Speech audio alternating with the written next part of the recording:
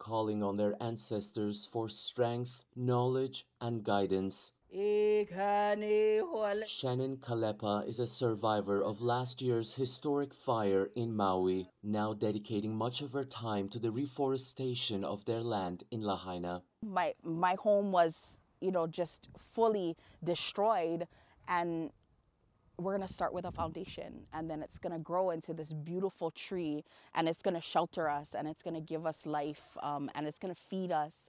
It's going to be that space where our families gather, and so this is that place. Jordan Ruidas is among the founders of Lahaina Strong, a grassroots organization that's been mobilizing volunteers to regrow trees in areas that were once used as plantations and now remain completely dry. That's a big part of this project here, is putting these trees into the ground, hoping to call down the clouds, right? Bring more precipitation down closer, get rain, and recharge these aquifers. And it goes back to the plantation days. Sugar and pineapple take a lot of water, and they started diverting water from our streams to give these crops these water. But when the plantation days ended and all that water is still being diverted, for what and to where? Mostly to resorts and golf courses. With less than 30% of Maui's water resources in public trust, the majority is owned by private purveyors, and that gets in the way of housing. How do we continue to build without water? We have houses now that aren't receiving enough water. We're on water restrictions as local people.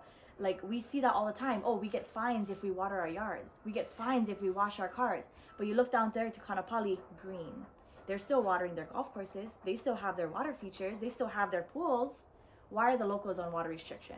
This is how the local community is pushing back, by sending truckloads of water to fill these tanks and with local volunteers regularly watering the new plants, hoping that one day their land could provide not just shelter but also sustainable agriculture instead of relying just on imports from the U.S. mainland. We've been stripped away of everything we had. I walked out of my home with the clothes on my back. And so when you have nothing, you realize that you are everything. Although change is uncomfortable and hard and heavy, there is a light at the end of the darkness. Like that, we are going to have so much more. And I hope most especially that the waters return to Lahaina. Following in the footsteps of their ancestors, many in the community believe in giving to the land, which they say will give back to them in the coming generations.